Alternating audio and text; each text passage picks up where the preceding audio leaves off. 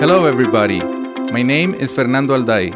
I'm the host of the Leaps of Insight podcast. This show is about the path for growth. It's for people who are looking for their true selves.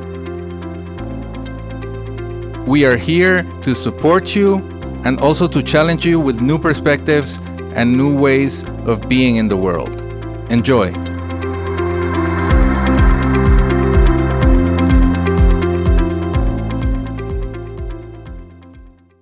Welcome, everybody, to the first episode of the Leaps of Insight podcast. Our guest, we have the honor to have Chris Williamson. Hi, Chris. Hi, Fernando. How are you? Very glad to be here. Yeah. Very glad to be the first person on your show. Welcome. Thank you very much for being here and accepting our invitation. Let's get started. Tell us, what do you do for a living? What gets you out of bed every morning? I guess I'm a podcaster, technically by trade, which is, I can't really believe is a job. Whatever version of the simulation that we live in, it's pretty cool that I can do that. So I do a podcast called Modern Wisdom. I speak to philosophers and psychologists and scientists and porn stars and athletes and coaches. And we've done about 500 episodes over the last 4 years. And I was born to do that out of a back end of my 20s loss of sense of I knew what was going on. I didn't know who I was or what I was doing, and I wanted to find a route to be able to give me some answers to that. And I figured that if I got to speak to these really smart people like Jordan Peterson or Robert Greene or Ryan Holiday or James Clear, maybe they would have some answers. Because I can read the book, but part of me maybe was lazy, and another part of me kind of wanted to get the answers from the horse's mouth. And that led me to starting the show. And 500 episodes later, here I am in Guatemala.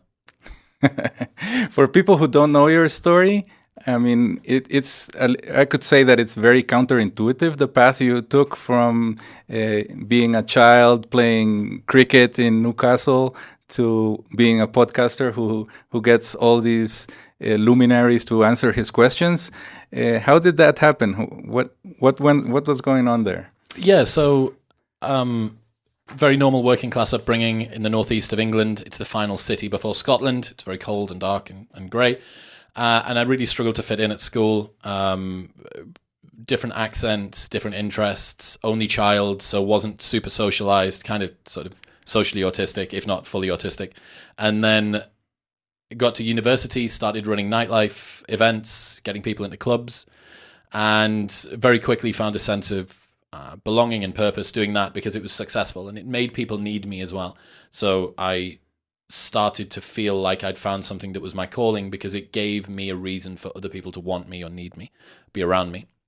And that lasted for a good while, and I had a lot of fun doing it, and we ran some amazing events. I still am a director of that same company in the UK. But after a little while, I sort of realized that there was something missing, and that kind of led me to that borderline existential crisis that I spoke about. I did some reality TV, and one of those was Love Island, a big show in the UK. And having done that, coming off the back of it, I kind of thought, is this really all that I have to offer the world? Getting people drunk in nightclubs and going on reality TV and wearing a small pair of swimming shorts and like flirting with girls and stuff. Not to say that that isn't nothing. Like, there's a huge market there for it, right? I probably never reached as many people as I did when I did that show, at least not yet. But I always thought that it felt like there was something missing and something more. And again, like I say, I thought some people have got the answers. I was listening to your Joe Rogans, your Sam Harris, your Jordan Peterson, your Alain de Botton, and your Ben Shapiro's, and they really resonated with me. They helped me to see answers to questions that I didn't even know I was asking. And again, that just pushed me toward the closer I can get to those people, the better, the more answers I can have from them. So that started the show. Would you describe that force that was attracting you to them? Because it doesn't seem like a natural leap from club promoter and reality TV person, celebrity, or something of this nature towards something that is more like the podcaster host of Modern Wisdom, which implies that you're seeking something. You're seeking wisdom. You're a young person looking for these very hard, complicated things, but also with your own style. Mm-hmm. I think it was curiosity. So it's strange in the UK. I don't know how it is in Guatemala, but curiosity hasn't been applauded or reinforced as a personality trait very much at all. There's that adage, children should be seen and not heard. Or there would be a term in the UK called gobshite, which is somebody that talks too much. And you would easily use this to accuse a child that was a little bit too talkative, that they should quiet down. And I think the fact that it seems like a non-logical progression to go from nightlife club promoter, reality TV person to intellectual interviewer or whatever is more a comment on the fact that I wasn't doing what I should have done originally, as opposed to this is some sort of detour. Like, this isn't malignant or some sort of aberration about the way that I'm supposed to live. This was always there. What I'd managed to do was become a professional party boy and kind of tamp that down. There aren't many opportunities on the front door of a nightclub to ask someone about what they think the solution to the Fermi paradox is, or whether thoughts are things, or whether math is actually a real, genuine form of logic, or whether we invent it. Like, it's get them into the nightclub. They're here to get drunk. So for a long time, I hadn't indulged that side of me, and then I finally got to release it with the podcast. Excellent. And what do you think was firing all that curiosity? What was behind that? Oh man, I don't know. It's like genetic. It's just something that's in me. There's a few things that people have that come from somewhere that they don't know. And for me, one of those is the desire to ask questions. I think Naval talks about this, that there are fewer greater joys than linking together two previously not realized stories or concepts, and then you realize that they align. I learned about the game theory of slut shaming not long ago. I read a book, Jeffrey Miller's Mate, that he wrote with Tucker Max, and he explains the fact that what slut shaming does is it is a price enforcement mechanism from women onto other women to ensure that the price of sex doesn't go so low that basically zero commitment is required. And I read that, and like the hairs on the back of my neck stood up, because I was like, that is so cool. That's so interesting. And I just live for that. Live for those insights. I mean, you're the same. Right. You love finding this sort of stuff out. And then you have a vehicle that legitimates you being able to ask the person. So Jeffrey comes on my podcast, and I get to ask him. Like, it's the most wild, bizarre, amazing concatenation of alternative media recipes that you could come up with that allows this to be called a job somehow. Yeah, it's wonderful, and it keeps you looking for more, right? It never gets satisfied. Yes. What you have just described is why you are the perfect person to be the first guest on a podcast called Leaps of Insight, because it's an insight that fires you up and gets you moving. I mean, the point here is not to be more insightful; it's to be more insightful, to be more taking more leaps and to moving forward. We believe that people have more potential than they give themselves credit for. Sometimes, you're in a situation and you choose to accept that situation and accommodate yourself to it. And sometimes you do what you did. I mean, you start breaking molds and going towards your objectives. So yeah, congratulations. Thank you very much for that, Chris. What are you trying to achieve with all this? Where are you headed? That's a good question. So I'd say that I'm a pretty good role model for people that don't have a plan.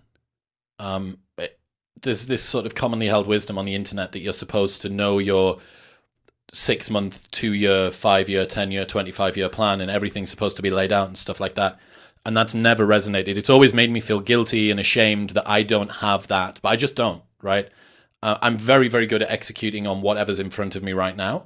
And I'm very, very good at having a bunch of small principles and following those. And I think a lot of people are too. I would maybe argue that the majority of people are like that, and you have some outliers that are able to deploy a plan, this huge grand vision, and they get unbelievably outsized results. But I don't think that it's necessarily always advantageous for people that aren't like that to think that they should try and repurpose their planning and layout mentality in that sort of a way. The end goal for this is just to keep on having interesting conversations. It's led me well so far. If you think about a good art gallery or a museum, you don't need to love every single one of the pieces that's in there. Or they don't need to be from an artist that you absolutely adore. What you do is you have faith that the museum or the art gallery curator has put together a collection of art that they think is good. And you go in and some stuff confirms what you already knew. Some stuff is from people you're familiar with. Some stuff's completely fresh that you've never seen before. Maybe not everything is for you, but maybe it adds a little bit in and it gives you some new insight and you leave there in a different sort of way. So for me, it seems like doing that, being that curator and allowing whatever it is, that driving force, that genetic curiosity to just be like, he seems cool. I'll have a conversation with him. And 99 times out of 100, it ends up being perfect. So I'm just following that. Long term, I don't know. Maybe I write a book. There's a couple of book sort of talks in the wings at the moment. There's opportunities to do courses. But I just enjoy the show. Like I like doing my conversations and overcomplicating that with a plan or trying to retrofit what I'm doing to the way that it should be. I don't know, it doesn't seem to work for me. So I'm just kind of sticking at what I'm good at for now. Yeah, all the anti-plan people out there are cheering right now. Yes, yes. Join the crowd. Yeah, excellent. And one thing about this is that your podcast is not just interviewing other people. And particularly your YouTube channel changed its name. It was rebranded. It used to be called Modern Wisdom, and you deliberately changed its name to Chris Williamson. Tell us a little bit about that, because you make it the direction you were taking it is to be more personal. Yes, that's correct. So I felt like there shouldn't really be a time when, from all of the millions of videos which are added every week to YouTube and all of the alternative platforms that people had to land on, that if they were to land on a piece of my content, they should never, ever say, I really like this podcast. Who's the host? Those comments used to make me feel sick. And, personal accountability, what does Naval say? He says that you need to put your name behind something. And I did. Like, it's Modern Wisdom with Chris Williamson on Apple Podcasts and Spotify, and my name is everywhere, and my website's everywhere. But it didn't say my name on the highest trafficked platform that we had. So I just added that in. And I think that, one good lesson maybe to take away from that is, even if you've committed to a particular path for a while, just altering it a little bit, just deviating slightly, there's no such thing as too late. Like, I changed the channel name at 150,000 subscribers. We're at 380 or something now. So we've only recently got more people who subscribed to my name than to the original channel. But I still think it was the right decision. People are now landing on there. They know who it is. I'm the host. They also know it's Modern Wisdom. So if you make a mistake, especially in the creative industry, I don't think that there probably is such a point. Joe Rogan couldn't change his now to like something else, but you have far more leeway to make changes than you might think. Yeah, well, and also something that you do there in your podcast is you're not just discussing ideas with other people, but you're talking about life hacks and things like this with your mates or something. Sometimes you have individual episodes. Yes. What kind of things do you talk about when you're not interviewing? All the same stuff. Like maybe a little bit more fast and loose with some of the ideas. You can be a little bit more dangerous with them, but not much. Like, once you've cultivated an audience that understands what you're trying to achieve, you can talk about pretty much anything. Some of the stuff that I'm really, really interested in at the moment are the sexual dynamics in the marketplace. I think that there's some fascinating challenges that we're facing with the rise of modern dating and apps, the decoupling of sex from procreation, reduced norms around marriage, at least in the West, and rising achievements of women, the lowering achievements of men. What does this mean for women who want to find like a high-value man that they can support them, and all this sort of stuff? That's a topic that I've got a current fascination with, but that'll change in 6 months' time. It'll be theoretical physics, or it'll be something to do with the way that the Earth's geology's changed over the last 10,000 years, something, right? And again, just following your curiosity and then letting stuff go when you want to, and going, okay, I now have a new obsession for a little while, and you bring people along with you when you do that as well. Yeah, you mentioned this, and you've also mentioned the game theory of slut shaming and this kind of thing. Let's hold on to that. I want to go into bro science first. Yes, sir. you My talk specialist subject. you have this subject called bro science. Yes. And I've even heard you talk about a little theory there. Can you take us through that whole bro science and the imposter adaptation thing? Yes. Okay. So, bro science generally is my get out of jail free card when anybody decides to call me out for not talking about something that I don't understand. And well, look, I never said that this was supposed to be some sort of perfectly formed plan. This is just me observing something and then making a decision about it. Imposter adaptation was an interesting concept that I observed within myself. Everyone knows imposter syndrome. You don't feel like you are worthy of the successes. Every time a challenge is placed up against you, you are uncertain whether or not you're going to be able to get past it. Hedonic adaptation is the fact that our happiness seems to reset back to a baseline, whether something good or bad happens to us. So someone becomes disabled, somebody wins the lottery, within 2 years, they both have the same baseline level of happiness, which is both a blessing and a curse. Something bad happens, you know you're going to be okay, but something good happens, you know you're going to be shit again in a little while. So imposter adaptation is this strange blending of the two, where even as you continue to disprove your own imposter syndrome in the real world, over time, you continue to not believe that you're going to be able to do it again in the future. And everyone is familiar with this in some form or another. You have a challenge, you come up against it, you succeed, another challenge comes along, and you somehow manage to find an excuse to make that challenge different to the one that you just succeeded at, so that your imposter syndrome is permitted to still exist. And after a while, I realized that I needed to admit to myself that my imposter adaptation had everything to do with my addiction to feeling like an imposter and nothing to do with my actual capabilities in the real world. Because all of my capabilities seemed to be proving to me over and over again, when I had a challenge, I seemed to do all right with it. And there was a part of me that didn't want to believe that. And it was just putting a name on a very, very perverse type of imposter syndrome that's very resilient at sticking about even as you continue to succeed. Yeah, and have you suffered it? Have you felt that it's something that was attacking you in your life? And oh yeah, for sure, man. Against? I crippled with imposter syndrome, and it's only really been the last sort of 18 months, I think, where I've been able to get past that, at least in part, and it still arises every so often, but I am getting better. You need a lot of reassurance to believe that you're good at something if you have a particular personality makeup, and I certainly do. And also, when you run a business, the line between what you do and the outcomes that you get are so fluffy and difficult to find. You don't actually feel like you've developed any specific knowledge, right? Any real skills that can make you be this unbelievable operator.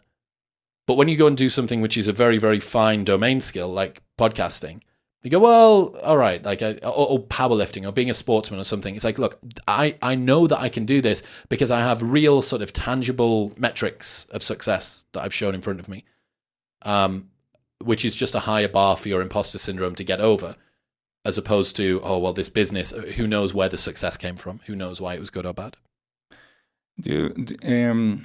I would like to suggest that flow is kind of one of the antidotes to imposter syndrome, and also to its adaptive or disadaptive or maladaptive cousin, which would be imposter adaptation. Because flow gets you in a positive mood and helps you transcend to a next level, and doing it repetitively, it kind of solidifies your being competent, being capable, and not thinking about it that much. What do you think about flow? I think that I am in it far less than I want to be, and I think that almost everybody is in it far less than they should be. It seems to me like we have a world which is almost created, it's designed to not engender flow, as far as I can see.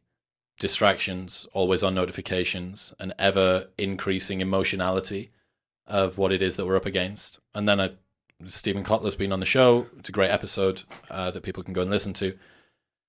And you speak to him and you realize just how fragile it is as well. You know, you got this peak state, which is potentially one of the most fulfilling experiences that a human can have. And it's so fragile and so easy to be knocked out of and so hard to find.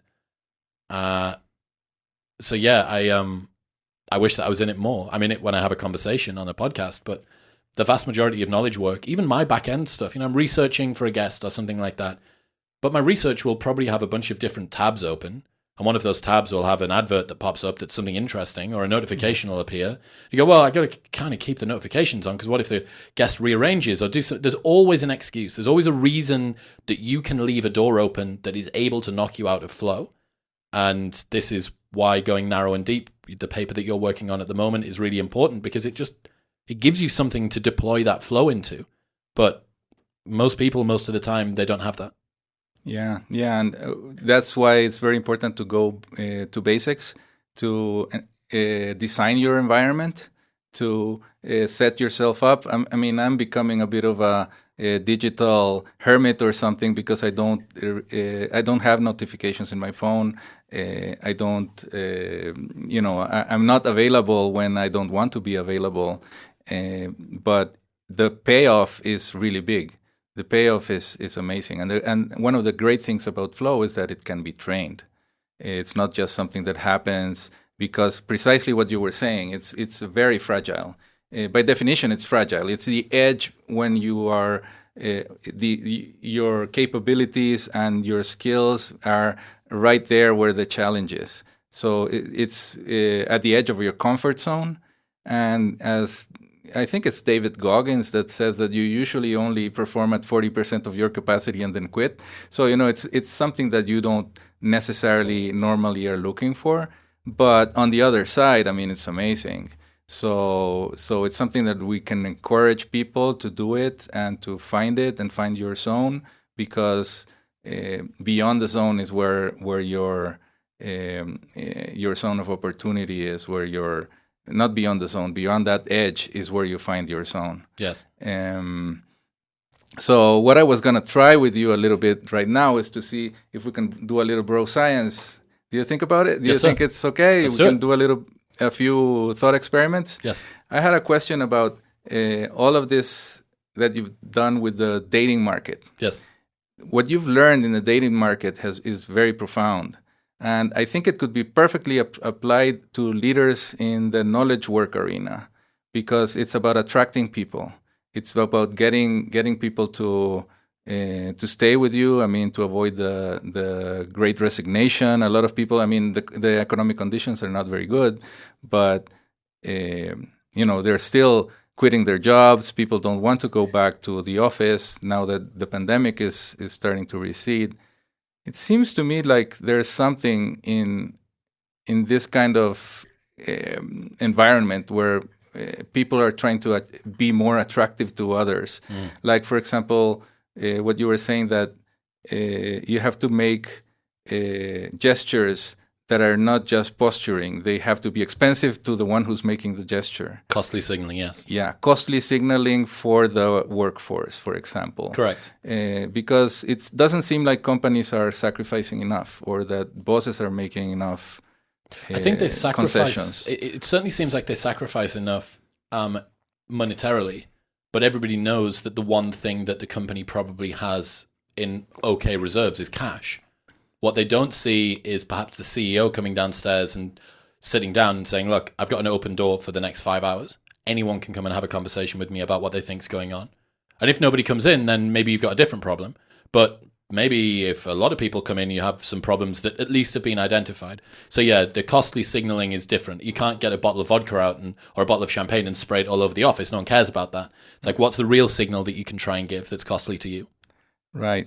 And as you said, if nobody comes, silence is data too, right? You're learning something. Could nobody be a very wants good to thing. Be around you. I probably guess it would be a pretty bad thing. Right. But in the end, it starts signaling to you. If you're the boy that's not getting any dates, they start doing things. Feedback. Yeah, you get feedback. How should leaders behave differently if they're getting this kind of feedback, this kind of rejection from people, or people just being nice? All smiley and nice to them when they arrive, but not really. It seems like it's not genuine. It seems like the people are disengaged. This is the perennial question, right? What is it? 85% of workers at the moment are either unengaged or actively disengaged with the job that they do. Unbelievable. It's 8 hours a day. So first off, you are not in a minority. Secondly, what makes humans tick is an incredibly difficult question to try and find out the solution to. I would be tempted to start with honesty. I think that that's a good policy to just open up with from the very, very beginning. Probably honesty with some privacy, because people in a large group are less likely to open up. But to say, look, guys, I really want to try and make a change or a positive impact here. Here is an offering from me. Maybe it's an open door policy or something like that, and just allow people to come in without any judgment and say, look, like, what would you do? What would you, if you were me, what would you do? Involve people in the process. We have, when we're releasing new trailers for the Club Night business, we have a group chat with all of the managers in. It's 15 of the loudest, most brash, biggest drinking guys and girls that are part of our company, right? 500 staff below them, 15 of the biggest sort of party people. So there's a lot of egos in there. And we'll put a new video in, a new trailer for a Club Night. And so many times there'll be a criticism from one of the guys or girls that says, like, that song's so 2021, no one listens to it anymore, that artist's uncool, I hate that shot, that girl there is, like, no one likes her, she shouldn't be in the video, and blah, blah, blah. When they put criticisms across, almost all of the time, it's without a solution. It's a criticism without a solution. Okay, so you can highlight the fact that there is a problem without offering a solution, but the business is a solutions-based organization. It's not there to identify problems in itself and do nothing about them. The only reason you identify the problem is in order to direct you toward the solution. So what I would do, if you want to try and get more people engaged, actively engaged with the job, is allow them to put ideas forward, allow them to feel like their voice is being heard. It doesn't need to be in a big group. I would actually say probably better to not do it in a big group, because then you have all other signaling problems. They want to say what they think other people want to hear them say. That doesn't help. Sit them down. What would you do? We say when we're releasing a trailer, that song's so 2021, we should... All right, what would you suggest? Someone complains at me that I don't have enough whatever on the show. Women of a subcontinental origin or whatever, right? Whatever group of people they feel is underrepresented. Okay, who would you like me to speak to from the group that you're saying is underrepresented? And it completely disarms, even on the internet, right, which is the most vicious place ever, completely disarms the conversation, because they go, oh, well, actually, I have a really good example. And you get some really cool stuff that comes out of that. Not only have you turned someone that was perhaps a critic or a low-key enemy or a dissident into a collaborator, but you actually got their information. And even if their information was shit, what you do get to see is you can cross off that person's complaint. You got that person over there. You don't know the difference between a well-meaning skeptic or a cynic that has a justified foundation and someone that's just a hater, because they manifest in very, very similar ways, right? It's very difficult to tell them apart on the front end. Sit down for someone with 15 minutes and ask them enough questions, and you'll know. You'll know whether or not this person is coming at it from the perspective of someone that has a really well thought out criticism or someone that just has reactionary dislike. And both of those are very, very important information. You can either discount it or you can use it. Well, I love that example because it's how you dance with a situation. I mean, it's not like the bosses are telling people what to do, but it's also creating psychological safety on one end so people can complain, and also creating a situation where they know they have to have radical responsibility and be accountable for what they're doing. And then you allow the best solutions to emerge, and if they don't emerge, then you can say, okay, hasn't moved us forward. Then let's keep on working on it. Precisely. So it's beautiful. It's complex. It's not like the classic. This is a machine. Let's produce solutions. It has to be a little dance. Well, it's an old solution, though, right? Like right. This is the Socratic method. Right. You're just applying the Socratic method to a leadership position. Right. And finding the Aristotelian mean to, yes, sir. To find the right point. So yeah, that sounds good. And in the sense, I mean, we could bro science the the way to change the world. So I think it's a very interesting concept to have something like bro science around, because it empowers a person, not necessarily a PhD in the subject matter, and you normally are just a PhD in one very narrow part of a field. To combine, to do these things, to make combinatorial explosions of a lot of the combinations will not work, but when you hit one that does work, it will bring out a lot of value to a lot of people. Well, think so as it's well, an exercise that should be prescribed. The way that experiments work as well is that you are genuinely curious about the outcome. And that's a real protection. It's a protection for me on the show. Like, I don't care about sounding stupid. Someone asked the other day, some lady used the word polemic, and I didn't know what a polemic was. It's kind of like a aggressive treatise against a person, right? And I didn't know, so I just said, hang on. What does that mean? And by leading with curiosity and by taking the sort of, look, I'm an idiot in most things. Everyone is an idiot in most things. Even Naval, we were talking about earlier on, him and David Deutsch, like, Naval is an investor who happens to also be a philosopher that's now, branching into physics? Like, even he, if I was to ask him about the principles that underline why intermittent fasting is effective or something, or the biology of flow, he's probably a noob at that as well. But if you can concede the fact that that's the case, not be too invested in the outcome of the experiment. Okay, this is bro science. Okay, so I don't know what I'm talking about, but I'm prepared to ask some dumb questions to try and get there. I also have a hypothesis around what it is. Imposter adaptation. Maybe someone's going to come in and say, do you know what it is? It's actually not that, it's this. Brilliant. You've disproven my hypothesis. Fantastic. I'm going to change the name and now claim whatever you've said is what I meant. But it's just, it's a cool way to do things. It gets rid of the ego. Yeah, and it helps you enact that principle of strong beliefs. Loosely held as opposed to loose beliefs strongly held. Yes. Yes, very important. Yeah, I think that's something that it has emanated from your adventure into all of this. A lot of principles that you called at the beginning, you called them little principles, but they're really fundamental and they're guiding posts in your life, wouldn't you think? Yeah, I think you're right. I always wonder how many people are just a couple of principles away from a radically different life. We spoke about this the other day on our road trip to Antigua. It's so bizarre because I think about the things that have changed the direction that I took. And, there are a handful of things. And there are a handful of things that you work on for a year. And then they become a part of you. And then you start adding new ones in. But there's so many people out there that are only a few principles away from leading a radically different life. And that is a motivator to me because I think, okay, well, if I can find some of those principles and I can give them to people, and it's literally free. Knowledge is free. Understanding something is free. It's the freest that it's ever going to be. That's pretty cool. That's like alchemy. There was no cost to this. Time. There was cost of time, and you could have been spending that time doing something else. There's no real cost to it. And yet someone has managed to create from nothing an understanding which then generates happiness or value or utility or a better life for them or better life for their family or whatever.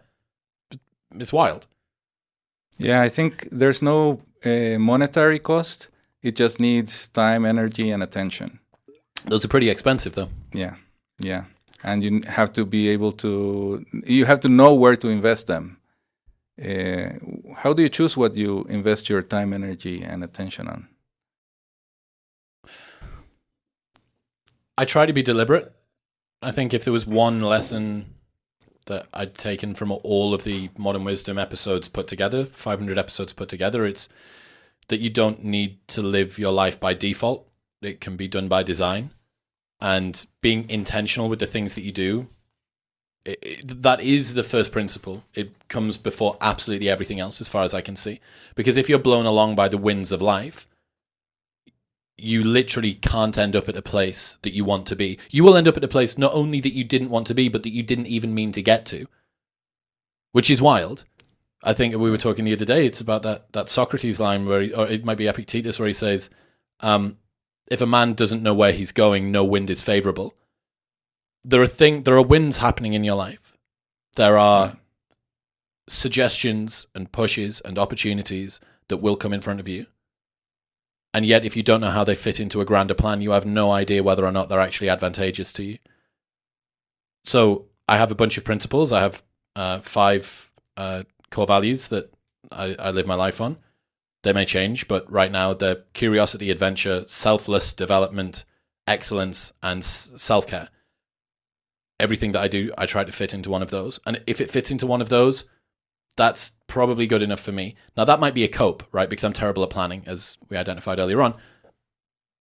But it seems to work pretty well so far.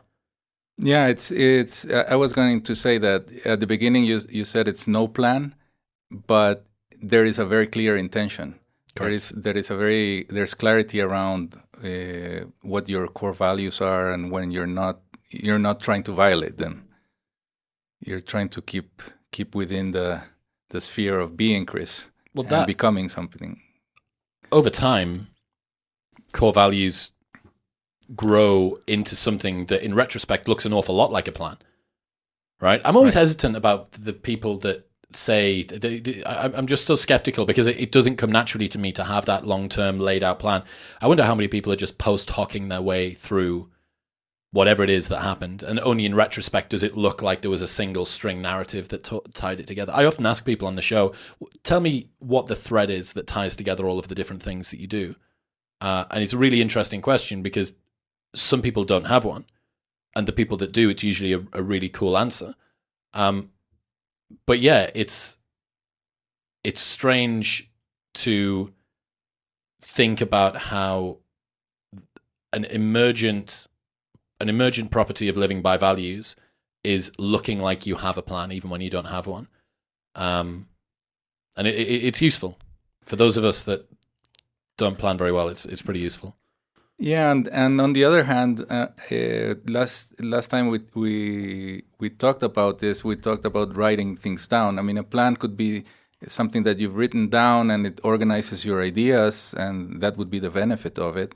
But what you write down doesn't necessarily have to be a plan. It can be just your ideas. Mm-hmm. And you were talking about the experience you have when you write your newsletter, which is fascinating, and I also recommend people to subscribe to. What was it that you were telling me? I mean, that I thought was very insightful. Yeah, just that if you don't have a place for you to put your ideas in a rigorous, descriptive, thorough, stress-tested way, usually to an audience, even if that audience is your brother or your partner or your dog. If you don't have that, your ideas remain fluffy. They're this sort of cloudy, ephemeral, very difficult to grasp notion of what you mean. And as soon as someone asks you to put that into words, it needs to be concretized. And you realize that you don't know even 1/3 of what you thought that you knew about this idea. Because it's like an emotion, it's like a sense of something. And you go, okay, well, put it into something concrete, into words. And I would say that you could go from thoughts to words spoken, and then from words spoken to words written, is another degree of concretizing something. Because when you speak, you have all of the flourishing and the you know what I mean.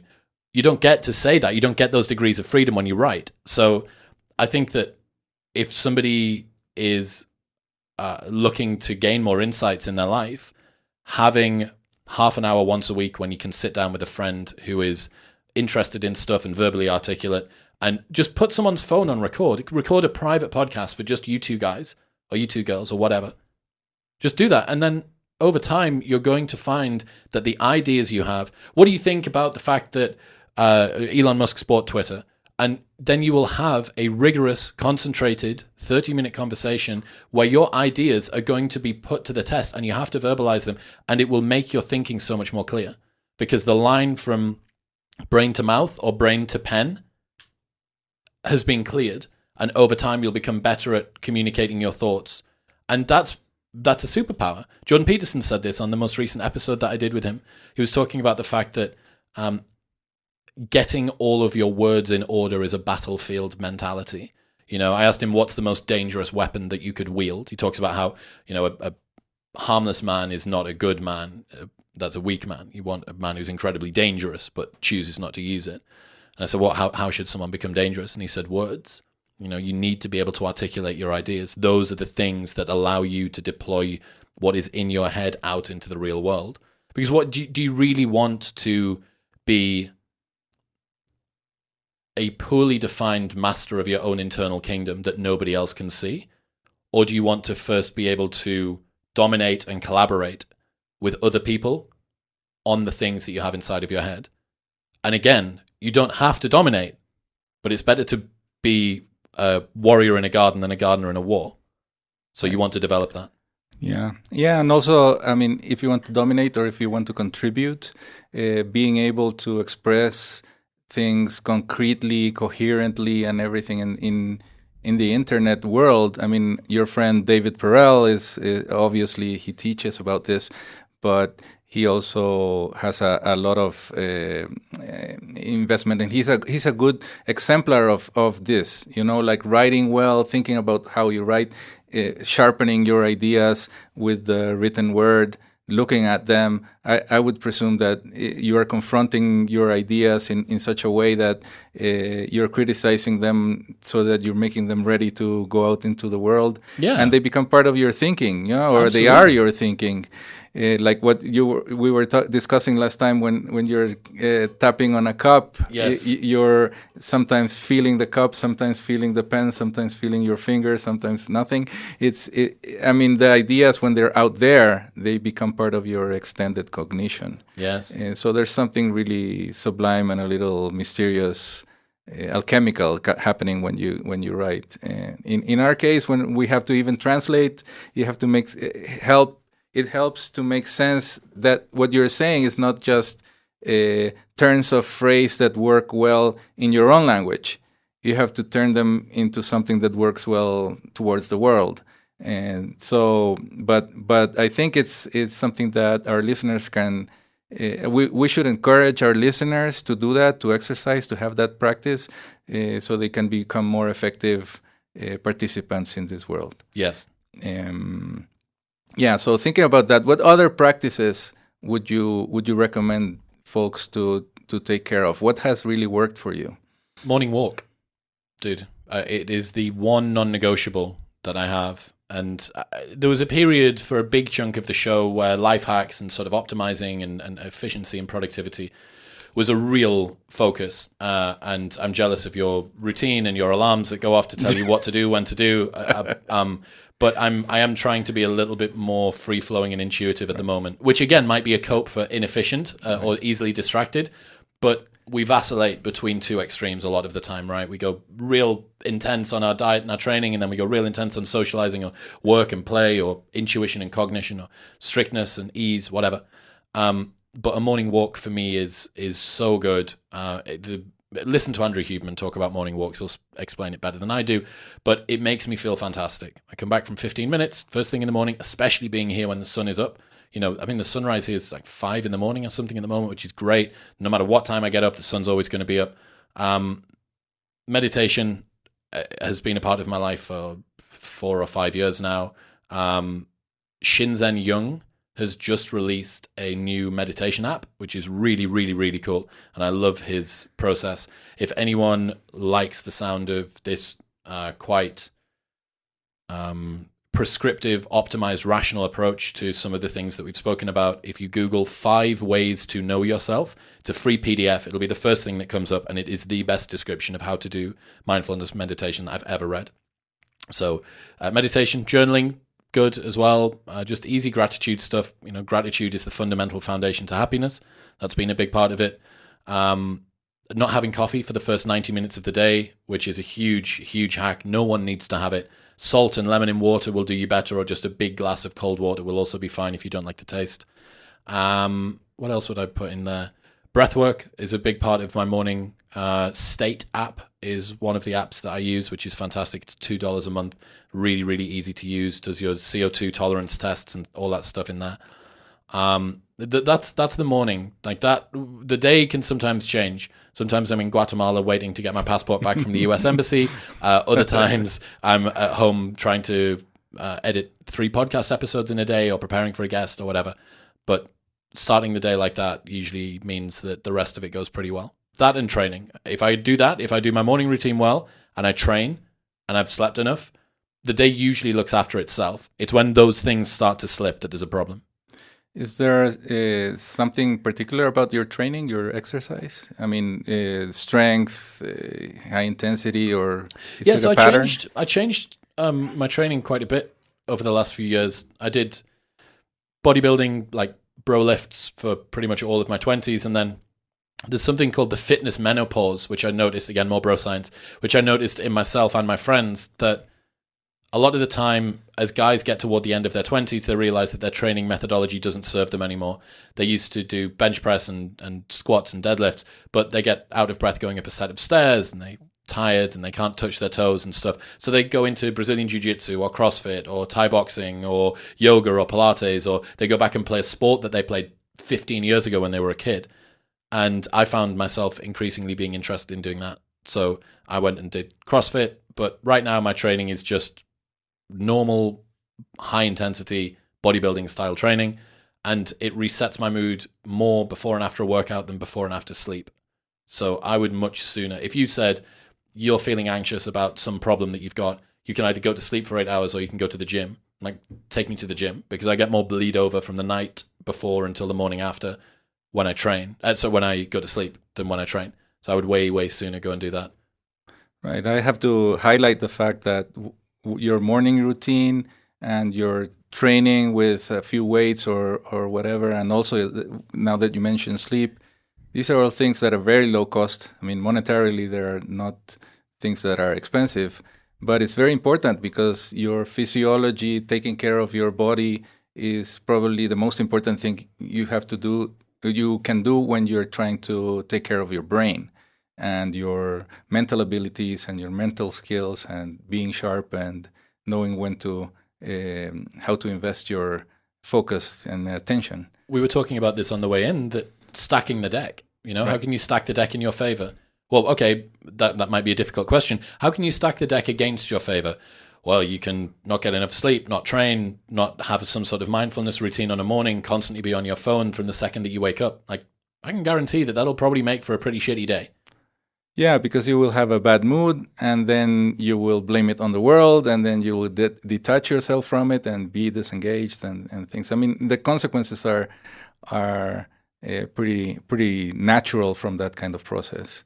So yeah, using inversion, in that case, the mental Correct. model of inversion would be a good way to light the fire below you to get you started on that path. Let me see. I think. Let me just take a. Have you had any leaps of insight whilst you've been visiting here in Guatemala? Oh yeah, I have. I've had a couple actually. One of them was the discussion that we had about the. You mentioned that the Guatemalan government has varying levels of corruption. That. if you end up being kidnapped, then I'm very sorry. But no that there has been historically there has been previous governments that have asked for money and then they've never used it particularly well. It's been used to fund things that it shouldn't have done. And I remember thinking at the time, I was like, "Oh God, that must be so terrible to live in a country with a government that takes your money off you and then whittles it away on useless stuff." And I'm like, "Oh, what makes me think that the people that are the politicians in my country, in the UK or in the USA, are any better?"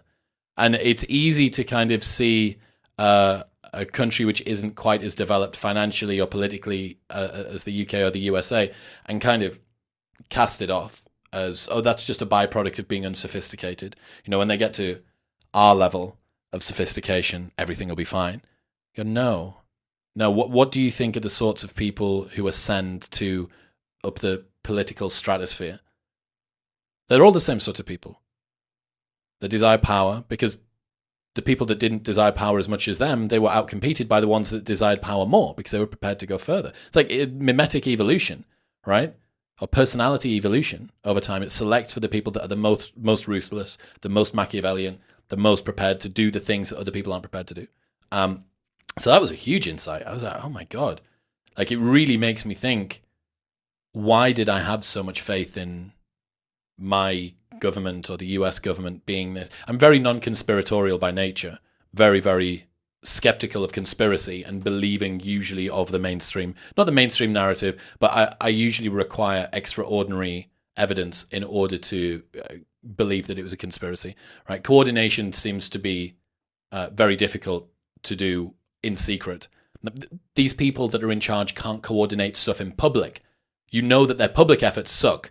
What makes you think that they would be able to do? But my point being, that was a really interesting insight. Another one, which is every time that I come to a country where the living standards of villages or outside of the town and stuff are, significantly lower than what I would be used to in the UK or the USA, is just a reminder that almost all of the things that you think that you need to make a happy life, you don't need. Almost all of the things that distract your consciousness, that you obsess over, that you're neurotic about, almost all of them don't matter. Because you can have people who have 100,000th of what you do, and they can still find joy, and perhaps even more joy than you do. So the framing that you place around the present moment, in large part, determines your experience of it. And if you can get away from the comparison status-seeking game, you may be able to get yourself to a place where far fewer resources can give you far more happiness and satisfaction. So those are two big ones since I've been here. Yeah, and that's something that always, we always have to keep in mind, those of us who are born or who are living right now in privilege, and in this kind of privilege. When we were going to Antigua with Chris, we saw a gentleman carrying firewood on his back with no shoes. He probably doesn't have a gratitude practice, but in the end, those are people who are very tight units, tight family units. They are very solid there. There's a lot of solidarity between them. They have a lot of hope. They're always looking after the next working generation. In nature. They've probably got a pretty good sleep and wake cycle. Right. And you can't envy their situation, but you have to be aware of that. And also you have to be clear that, we were talking about this in the car on the way over here. Probably they live the way our ancestors, and not so far ancestors, lived 100 years ago. Yeah, that was what pretty much everyone was like. Right. So that's something that unites us. So we can look at those people with respect and dignity, and that's something that is very important. I told you about my friend who, in order to make himself feel better, went to the palliative care unit of hospitals. So palliative care is where the people who are closest to death, right? They're literally guiding them from life into death. People with long-term terminal illnesses or people that are old. And he would go and spend about an hour every month there, going around. I don't know whether he helped out or just sat by people's beds and spoke, which also could be helping out.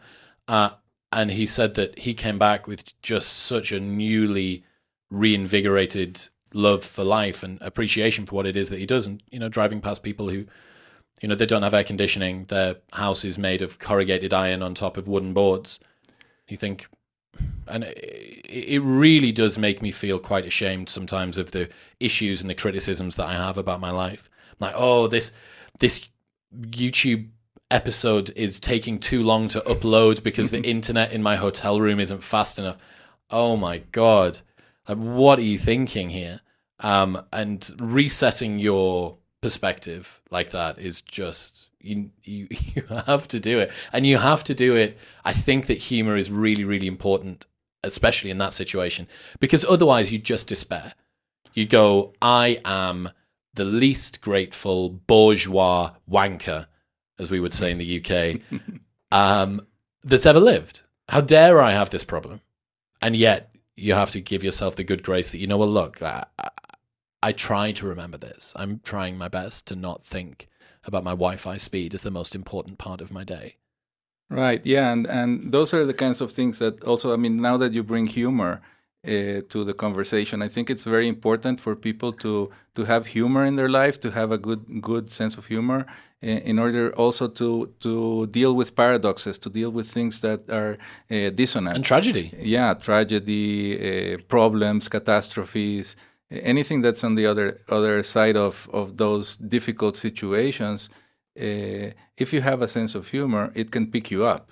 Yep. It could take you to a different to a level that you are comfortable with again. I was thinking, like, for example, now that there's a lot of talk about the polarization of situations in the first world, where there's not even zero-sum games, but sub-zero-sum games where I will lose a little if I can see you lose a lot, that kind of things happening. I mean, if folks just got together and said, look at us, we're just bickering over stupid stuff while there's people having real problems out there. So it could probably be one of those unifying forces that we're looking for in this world.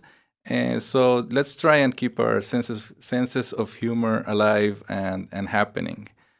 You need it, man. I really struggle with that. I take things very seriously. One of the biggest weaknesses that I have is that I pay attention to a lot of things and I spend a lot of time thinking.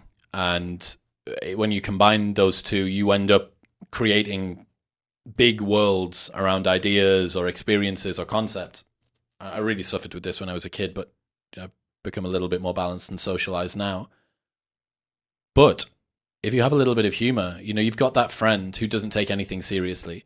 And you don't need to be around them all the time, because they're probably a bad idea to be around them all of the time.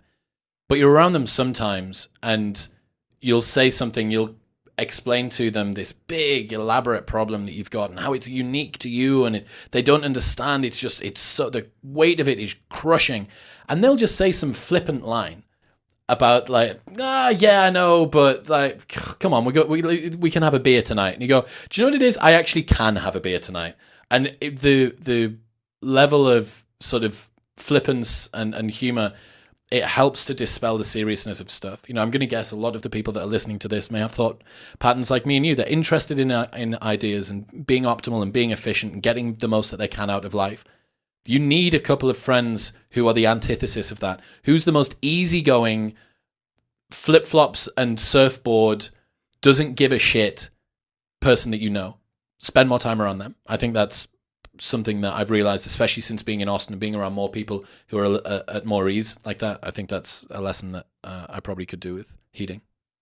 Yeah, somebody who's smarter than you in the sense of presence game.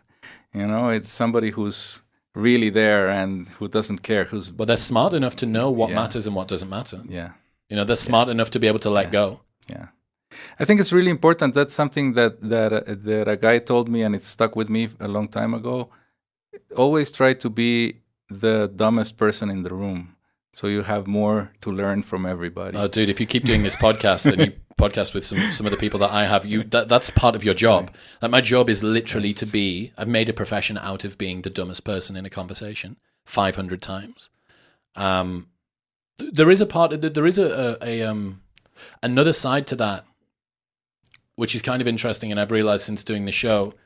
You do actually want to be able to display your mastery every so often, and not in the cute way that when your kid tries to play fight with you that's 7 years old and actually pushes you and you slightly fall over, that you go, oh, wow, like, didn't you do well? You don't want that kid gloves mentality. There's a few times when you actually want to be able to go and crush and really, really show your capability at a thing. And that's why being the most stupid person in a conversation is a good idea, but then every so often being able to show yourself your mastery is also really, really cool. And I think that's why team sports are so cool, right? Because you're able to do something really, really good. If you're the goalkeeper, no one else is the goalkeeper, or no one else is the whatever role that you have. Right. And that's why it's cool. Yeah. No, each time you increase your level of intelligence, then you're raising the whole room, right? Like you compute again. Yeah. Yeah, that's very good. That's a great thing. I mean, something that I wanted to ask you was, if you were to teach, you mentioned something about courses. If you were to teach the Chris Williamson system for living, what would that course be about? It's a good question.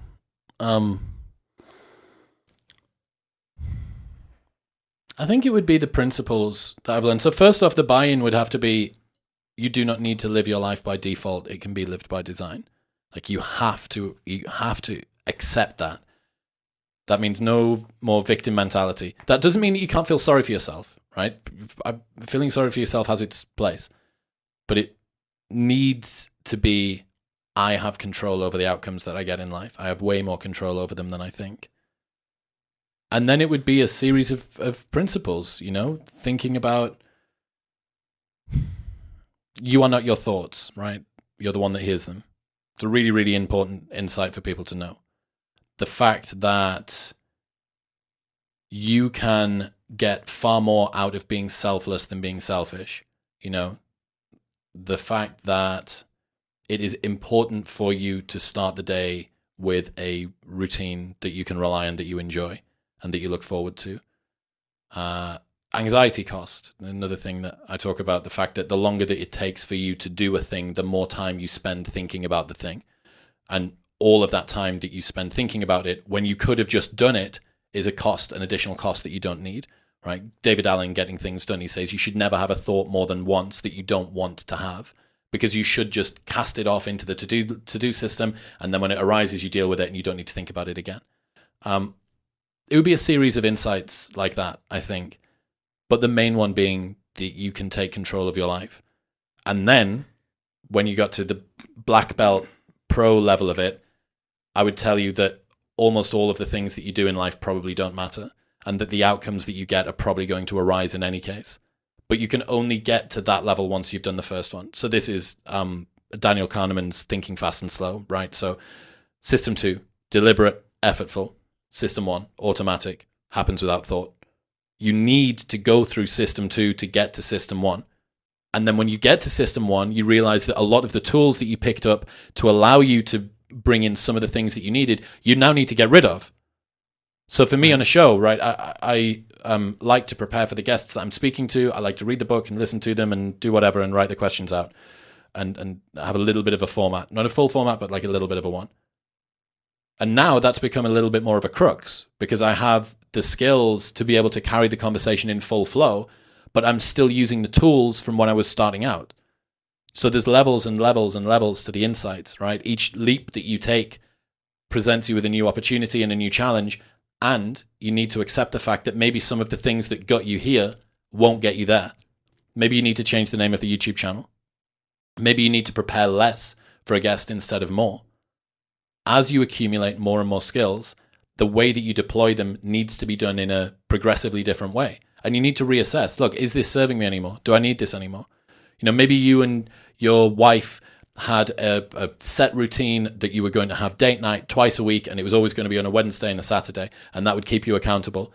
But after 3 years of doing it, you go, well, we know that we're going to do date night twice a week. Maybe we can actually play around with, maybe we can be a bit more free flow. Maybe we go away for a weekend. Maybe we do Saturday and Sunday, or maybe we get a babysitter in and we go away once on the whatever, right? My point is that as you begin to become more experienced with the things that you do, you have fresh challenges, and you need the humility to be able to let go of things that previously got you here. And that's one of the main challenges that I'm dealing with at the moment. So the first half would be learning, and the second half would be unlearning. Yes, that's what they say. I mean, a person who knows something and who's an expert has the hardest time accepting that they have to let it go. But what you're describing right there is double loop learning. You know, the single loop is working, but then you have to evaluate if the loop is working still, and then you change it and improve it. And that's life. I mean, that's complex and that's adaptive. That's living. So thank you very much, Chris. I mean, this has been a fantastic interview. It's my first time, and you got me into flow. So I've been feeling in a great state. And I just want to ask you for how can people who are listening to this podcast find more of your stuff? I mean, I would have to recommend the Jordan Peterson interview that happened recently in was it April 2022?